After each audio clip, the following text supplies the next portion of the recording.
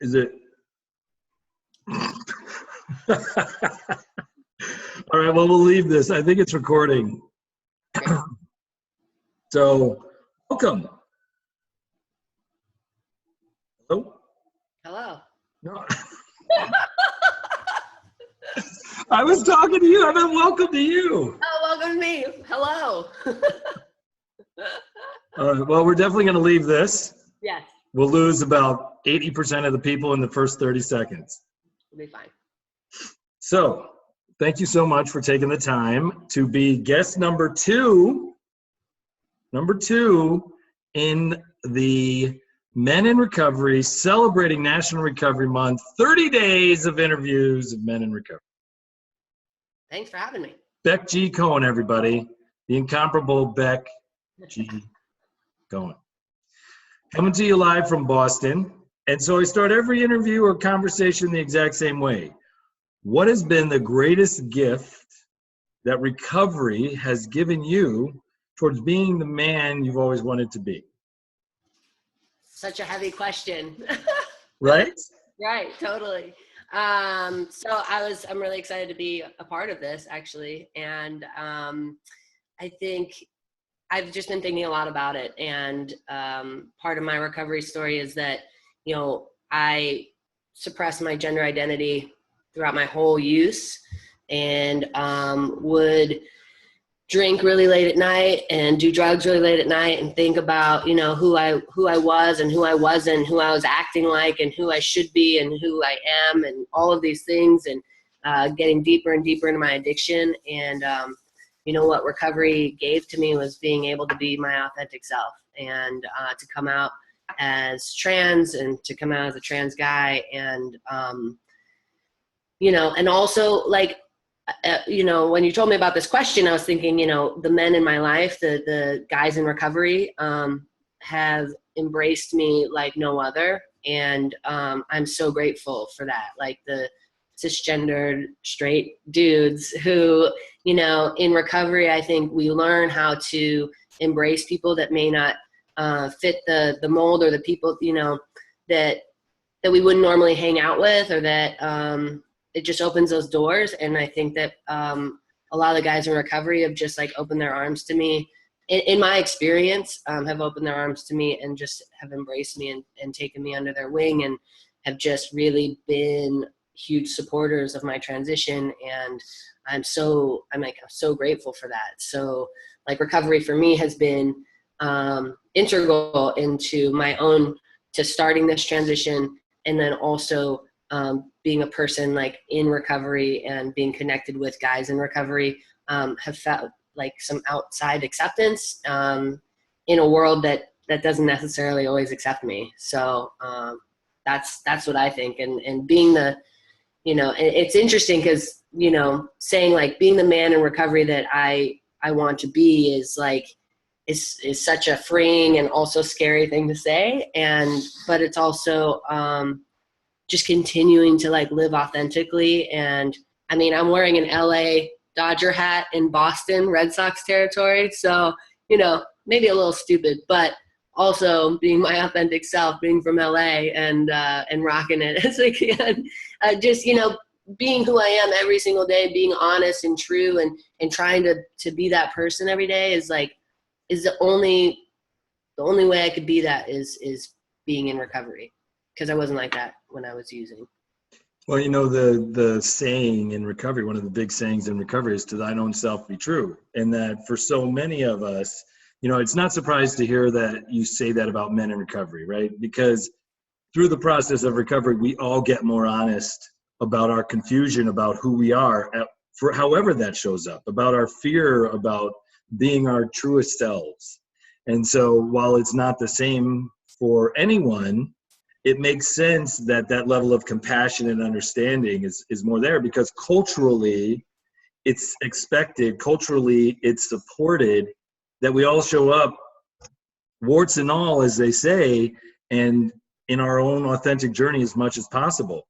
And I think the other aspect of it, quite honestly, is, as a friend of mine and as someone who's teaching me so much, I think the courage and that that willingness to risk that total freedom, everybody wants.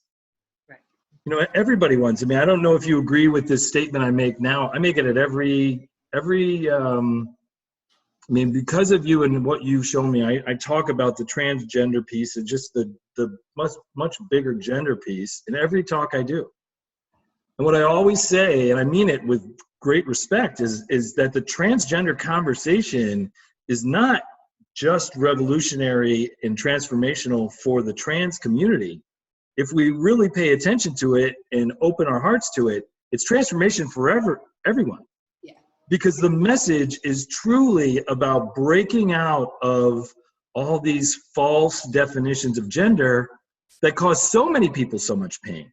For sure, without a doubt. I mean, those roles, those expectations, all that stuff, I mean, it's so oppressive in all communities. And I mean, we see it played out more violently and in so many more ways in the trans community, but it is a deeper conversation, because what happens is that people, when we bring up trans people, it hits people at their core, and then they start questioning themselves, and they should be questioning, because right. I mean, you're never taught to question your gender, your sexuality, right. Any of that.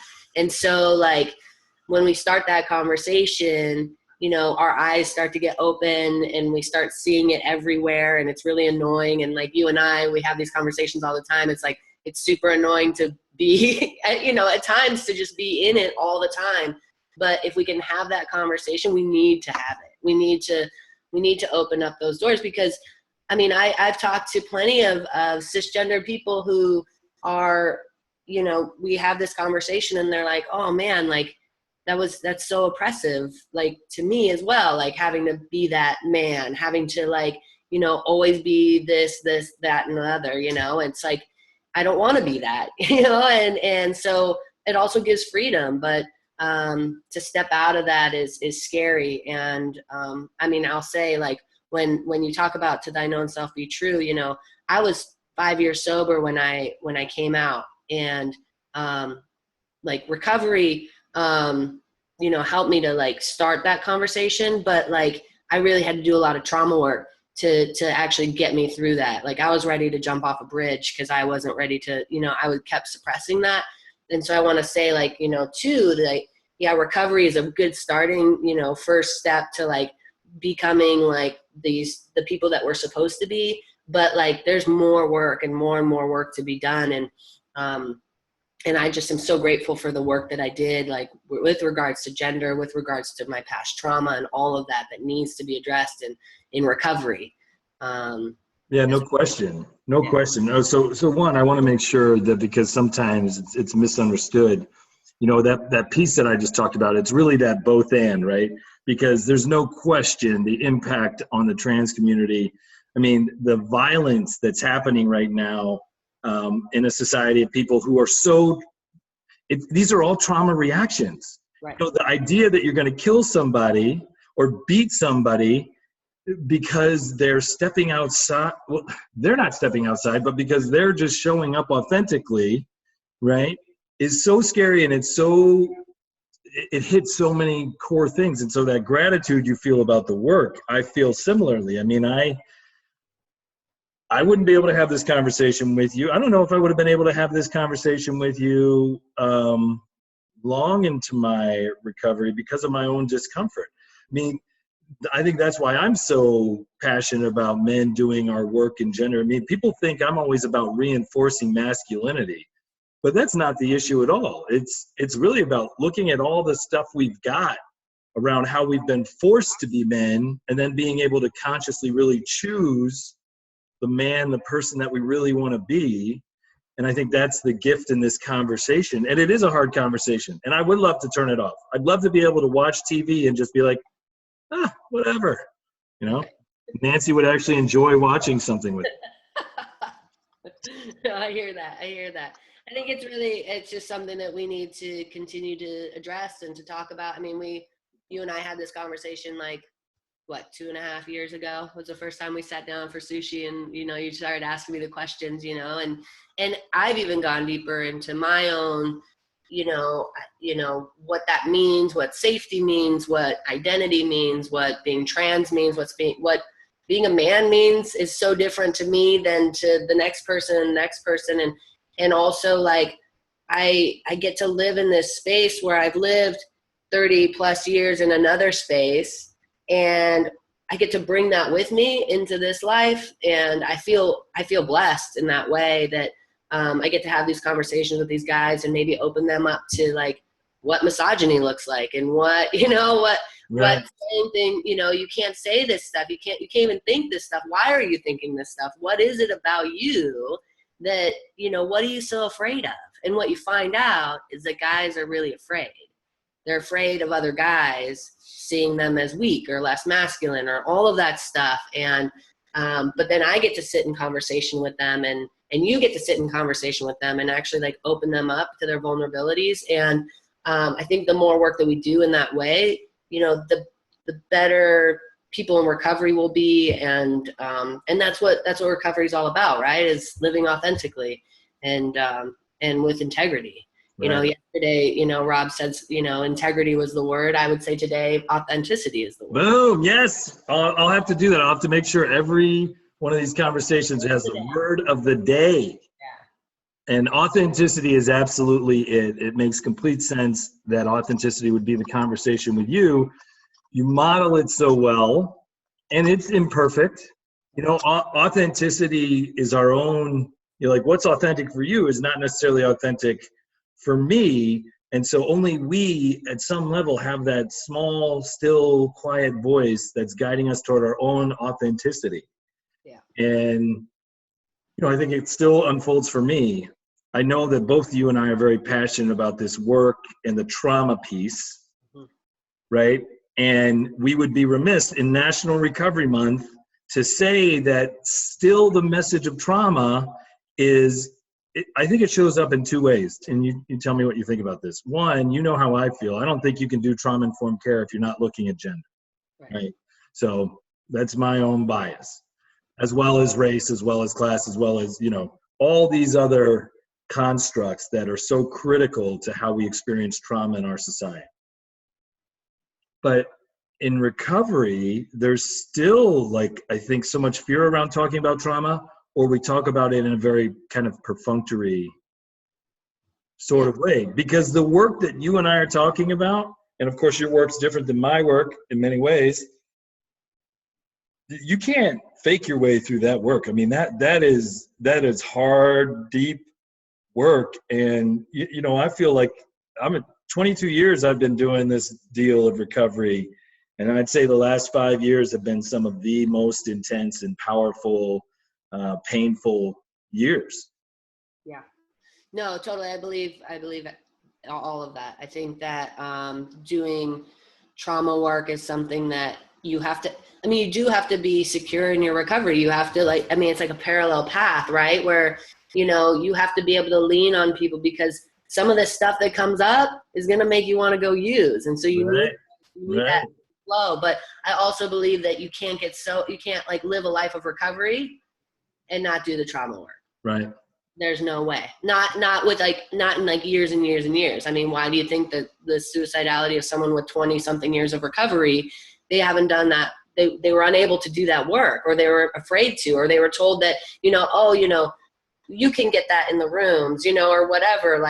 We need to work together here on this path, because we're seeing it explode all over the rooms and in our own relationships and all that stuff. When I get activated in my trauma, who knows who I'm going to run into, probably a innocent bystander, but I need to, or my relationship or my wife, it can wreck our relationships. And we're wondering, why are we going through relationship after relationship in recovery? Shouldn't the ninth step have fixed that?